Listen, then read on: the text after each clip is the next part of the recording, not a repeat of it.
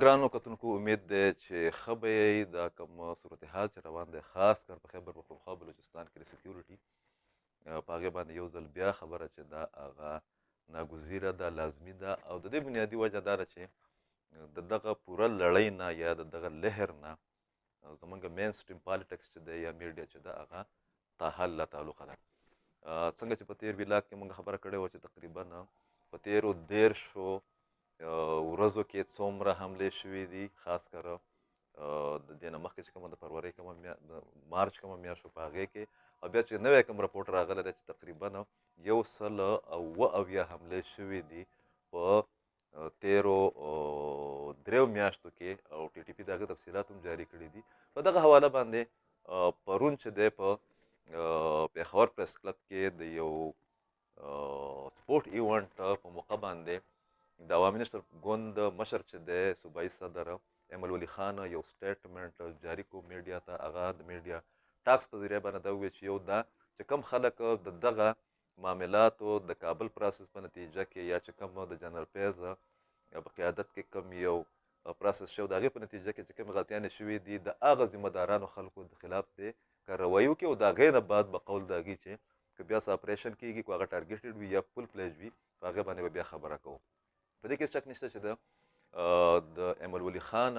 چې دغه کوم موقف دی یا د ټیرریزم په باره کې چې د ایم پي کوم موقف دی هغه ډېر واضح دی باوجود د دې چې ایم پي د هغې ډېر زیات قیمت ادا کړی دی او بعضې خلک چې دي هغه د ایم پي په افغان پالیسۍ باندې هم اعتراضات کوي خو د ایم پي د کردار نه چې دی هغه انکار نشي کېدی بله خبره هغې دا کړې ده چې په دغه پوره پس منظر کې پکار دا ده چې د نیشنل ایکشن پلان چې هغه ډېر اهم دستاویز د ټولو پارټیانو په او د ټولو طبقو په اتفاقي رایو په هغې باندې د عمل وکړی شي دا ډېره لازمي خبره ده چې یو دغه کم خلک چې دغه پروسس ذموار وو چې د هغې په نتیجه کې ټي ټي پي یو ځل بیا مخې ته راله او هغې بیا دومره چې د قوت او صلاحیت چې دی هغه مجتمع کړی دی نو بل طرف ته دغه ټولو مسلو چې کوم اسباب دي د هغې د حل لپاره په نیشنل ایکشن پلان باندې چې دی په هغې باندې عمل درآمد چې دی ضروري دی هم په دغه لړ کې او یا د الیکشن سره ریلیونټ یا د سیاسي کشیدګۍ سره ریلیونټ چې کوم ایشوز دي په هغې باندې اے این پي په 3 تاریخ باندې یا په 5 تاریخ باندې په اسلام آباد کې آل پارټیز کانفرنس هم راوښتی دی خو د دې نه مخکې لازمي خبره دا ده چې عوامي نشنل ګوند دی د نورو قوم پرست پارټو سره د نورو هغه لیډرانو سره چې هغه د خیبر پښتونخوا سره بلوچستان سره تعلق لري د سماج د مختلفو طبقو سره صاحب الرای خلکو سره د میډیا سره د انټلیجنس سره د هم یو پروسس چې دی هغه انیشیټ کړي د یو لیډینګ پارټۍ په حیثیت باندې چې د پښتنو مقدمه چې د خاص کر دا نوی کوم صورتحال چې کوم جوړلی یا کوم اقتصادي مسلې چې کوم دي یا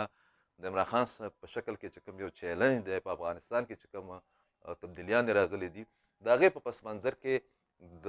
دغه انیشیټیو د متوقع یا مجوزه انیشیټیو لاندې دی پښتانه خپل یو مقدمه چې ده هغه په یو داسې وخت کې په یو کنکریټ شکل کې مخې ته راوړي چې کله مونږ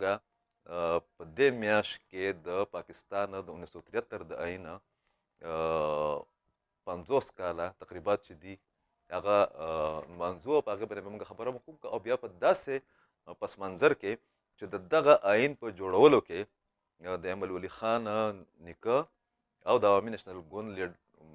رهبر تحریک چې به ورته وي او د هغه وخت د 70s د وخت یو فعال اپوزیشن لیډر خان عبدالولي خان یو بنیادي کردار ادا کړی دی نو په دغه پس منظر کې پکار دا ده چې یو طرف ته په دغه آل پارټیز کانفرنس کې د قومي اتفاق رای خاص کر په ټیرریزم باندې او د صوبو په حقوقو باندې خبره وکړی شي نو بل طرف ته د اے این پي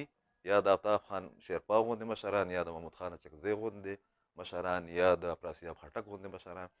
بیا نور هم دلته کې خلک شته د سینیټر مشتاق غوندې خلک شته دلته کې سراج الحق صاحب پښتون دی دغه رنګې منظور پښتین دی داوړ صاحب دی نو دغه ټول خلک چې دي دا دې هم په یو پلیټفارم باندې په بعضې بنیادي نکاتو باندې متحد شي یو مقدمه دې جوړه کړي او د هغه مقدمې په بنیاد باندې بیا د پاکستان کې دننه چې کوم پښتانه اوسېږي دوی ته چې کوم مسلې راپېښ دي د هغې په باره کې د خپل یو سټرګل وکړي ایمل ولی خان د دغه مجوزه اپریشن په باره کې او د نیشنل ایکشن پلان په باره کې څه ویلي دي راځئ چې واورو हम इंशाल्लाह 3 मई को हम इंशाल्लाह APC बुला रहे हैं اسلام آباد میں ان موجودہ صورتحال پہ اس میں یہ سب باتیں آتی ہیں، اور اس میں آبویسلی آپریشن کی بات بھی اس پہ بھی ہم بحث کریں گے. میرے خیال میں نیشنل ایکشن پلان ایک ایسا کاغذ کا ٹکڑا جس پہ ہر ادارہ اور ہر سیاسی جماعت متفق ہے. ایک تو فوراً اس پہ عمل ہونا چاہیے. ابھی دیکھیں بدقسمتی سے پاکستان کی جو تاریخ ہم دیکھیں 70s سے لے کے ابھی تک، تو ڈائیلاگز بھی بدنام ہو گئے، آپریشن بھی بدنام ہو گئے. ابھی اگر آپ ڈائیلاگ کی بات کر دیں تو یہ قوم آپ کے ساتھ ماننے کو تیار نہیں ہے. اسی طرح اگر آپ میجر آپریشن کی بات کرتے ہیں تو میجر آپریشن میں بھی جو ریپرکشنز ہوئے ہیں، اور ان ریپرکشنز کے بنیاد پہ پختون قوم میں جو ایک فرسٹریشن آیا ہوا ہے، تو اس طرح کا آپریشن بھی یہ قوم ماننے کو تیار نہیں ہے. لہٰذا دو باتیں ہیں، انشاءاللہ ہم اے پی سی میں اس کو سامنے لائیں گے اور کوشش کریں گے کہ پاکستان کے سب سیاسی قوتیں، جمہوری قوتیں اس پہ متفق ہو جائیں. دو باتیں ہیں. نمبر ون، نیشنل ایکشن پلان پہ منوان عمل ہونا چاہیے، اور ابھی تک اگر نہیں ہوا، کیوں نہیں ہوا، کون کون بیچ میں رکاوٹ تھے، ان کے خلاف کاروائی ہونی چاہیے. نمبر ٹو، آپریشن اگر ٹارگیٹڈ آپریشن بھی ہے، اس سے پہلے سہولت کاروں کے خلاف مکمل کاروائی ہونی چاہیے. اور سہولت کار میں قوم کو واضح کر چکا ہوں. اگر کوئی پوچھے گا جس کو واضح نہیں، تو میں واضح کرنے کو مزید بھی تیار ہوں.